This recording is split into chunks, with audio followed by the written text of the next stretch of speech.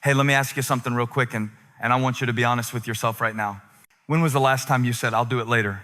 Maybe it was a text you needed to send. Maybe it was a phone call you've been putting off.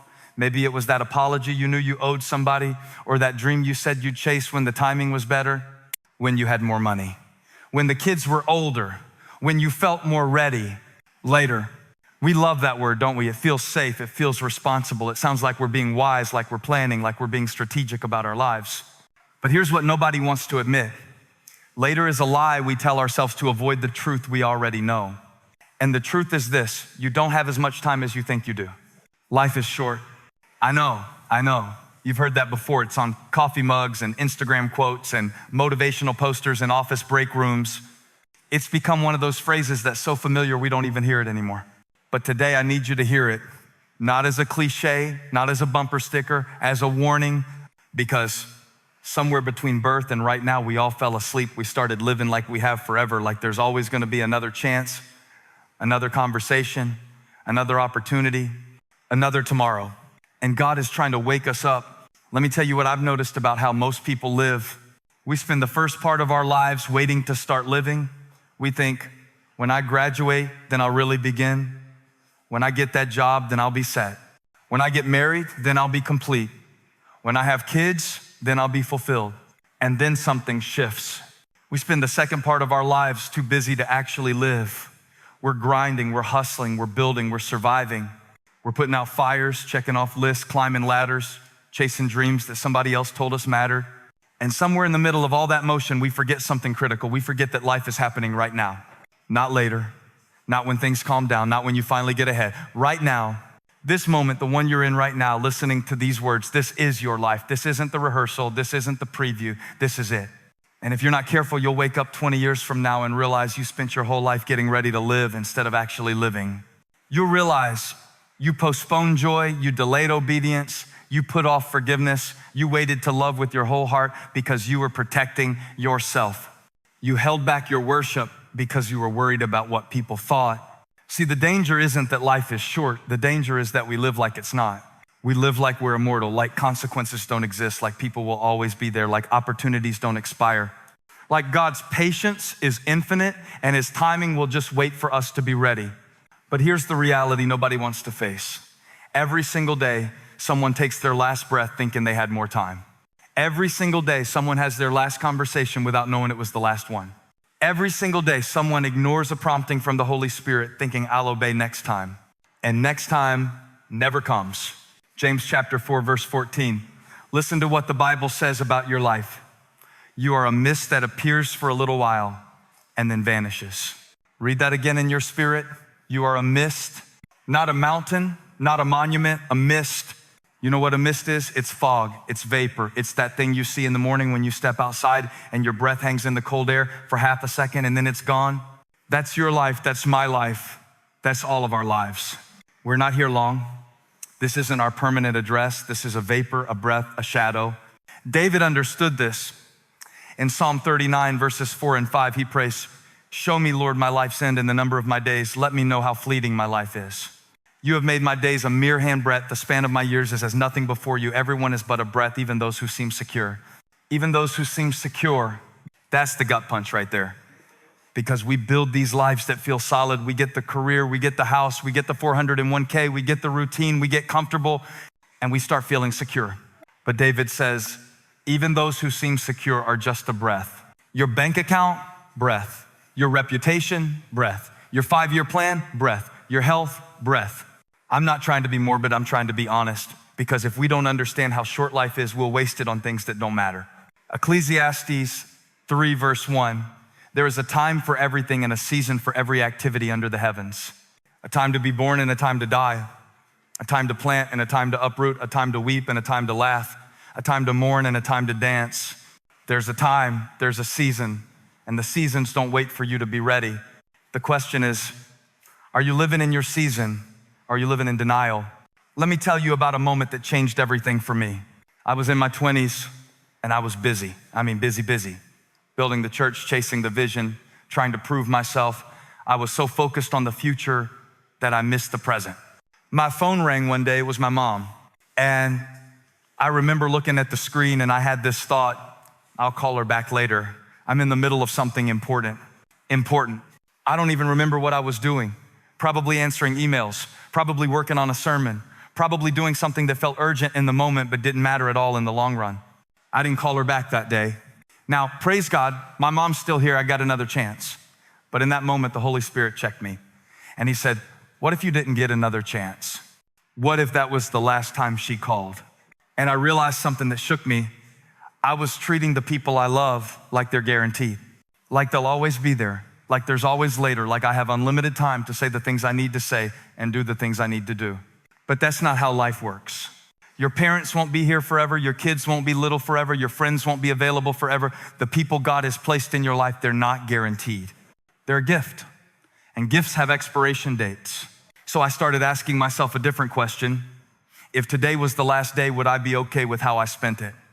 Would I be at peace with the words I said? Would I regret the things I didn't do? And that question changed everything. Imagine this with me for a second. You walk into a doctor's office, you sit down in the waiting room. There's magazines from 2019, a TV playing the news on mute, and a bunch of other people sitting around staring at their phones. And you wait 1 hour, 2 hours, 3 hours. Finally, the nurse calls your name. And when you walk back, the doctor looks at you and says, I'm sorry for the wait, we were running behind. And you think, of course you were. But here's the thing, most of us are living our entire lives in the waiting room. We're waiting to be called, waiting for permission, waiting for the right time, waiting to feel ready, waiting for someone to tell us we're good enough, qualified enough, healed enough. And while we're waiting, life is happening. God is saying, come back, you're next, it's your turn. And we're sitting in the waiting room, scrolling through Instagram, comparing our waiting room to somebody else's waiting room, wondering why we're not further along. But see, the waiting room was never meant to be your home. It was meant to be a transition. Stop waiting to live the life God called you to live. Stop waiting to obey what he already told you to do. Stop waiting for the perfect moment, because the perfect moment is now. Life is short, and you don't have time to waste it in the waiting room. I want to tell you about a man I know. We'll call him David. David spent 20 years holding a grudge against his brother. 20 years over something that, when you really break it down, didn't even matter that much. Some family drama, some words that were said, some hurt feelings. But David held on to it. He fed it. He rehearsed it. He built a case in his mind about why he was right and his brother was wrong. And every Thanksgiving, every Christmas, every family gathering, there was this tension, this invisible wall. And then one day, David's brother had a heart attack. And David got the call. And all of a sudden, everything that felt so important, all the arguments, all the evidence, all the reasons he was justified, none of it mattered anymore. The only thing that mattered was, did he waste 20 years being right when he could have spent 20 years being family?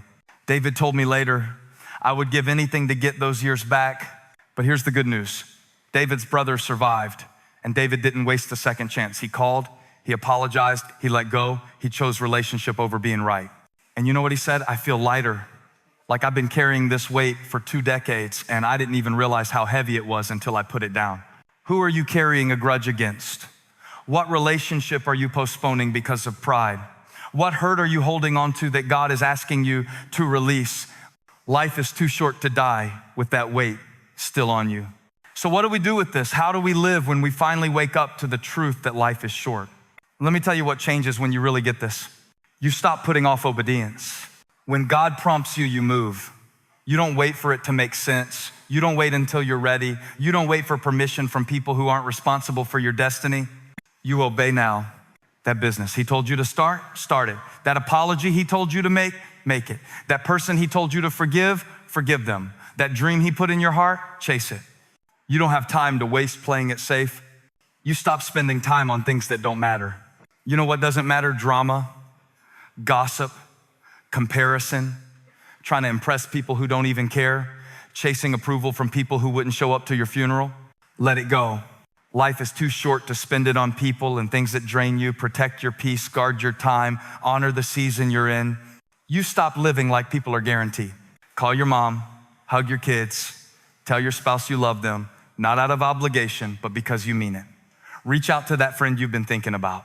Don't assume you'll have another chance. Don't assume they know. Don't assume there's always later. Say it now, show it now, love them now. You stop living for tomorrow and start living with purpose today. See, here's the shift. When you understand life is short, you stop trying to build a kingdom and you start living for the kingdom. You stop asking, what can I get? And you start asking, what can I give? You stop hoarding and you start sowing. You stop hiding and you start shining. You stop waiting and you start walking. Because life is short, but eternity is long.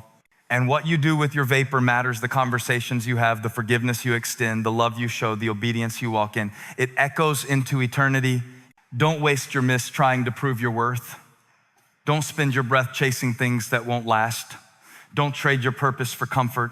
God didn't give you this moment so you could waste it. He didn't give you this day so you could squander it. He didn't give you this life so you could play it safe. He gave you breath so you could worship. He gave you voice so you could declare. He gave you time so you could obey. So here's what I'm asking you to do right now. Don't wait until the end of this message. Don't wait until tomorrow morning. Don't wait until you feel ready. Right now in this moment, I want you to think about the thing God has been telling you to do. You know what it is? It's that thing you keep pushing down, that thing you keep making excuses about, that thing you keep saying one day. Today is your one day. Make the call, send the text, book the ticket, have the conversation, take the step. Stop waiting for later, because later is not promised. The enemy doesn't need to destroy you. He just needs to distract you. He just needs to convince you that you have more time than you do. But you're awake now. You see it now. You know the truth now. Life is short. Say it with me. Life is short. And that's not depressing. That's not dark. That's liberating. Because when you know you don't have forever, you stop wasting today. You stop living in fear. You stop living in regret. You stop living in what ifs and should haves. And some days you start living in the now, in the present, in the moment God has given you. And here's the beautiful part. When you live like life is short, you also live like God is big. You trust him more, you risk more, you love more, you forgive more, you give more, because you're not holding on to anything. You know it's all temporary anyway, so you hold it with open hands. You don't have to hold the grudge, let it go. You don't have to hold the hurt, give it to Jesus. You don't have to hold the fear. He's already got you. Life is short, but God is eternal. And when you live your short life for his eternal purposes, nothing is wasted. Not the pain, not the waiting, not the setbacks, not the detours. It all matters. It all counts. It all echoes. So let me pray for you. Father, thank you for this moment. Thank you for waking us up. Thank you for reminding us that our time here is a gift, not a guarantee. Help us to live like we believe it. Help us to obey quickly, to forgive freely, to love deeply, to speak boldly. Give us the courage to do today what we've been putting off. Give us the grace to release what we've been holding. Give us the faith to trust you with our vapor, because our lives are short, but your love is forever. And we don't want to waste a single breath you've given us. So we surrender our time to you, our plans to you, our fear to you, our control to you. In Jesus' name, amen.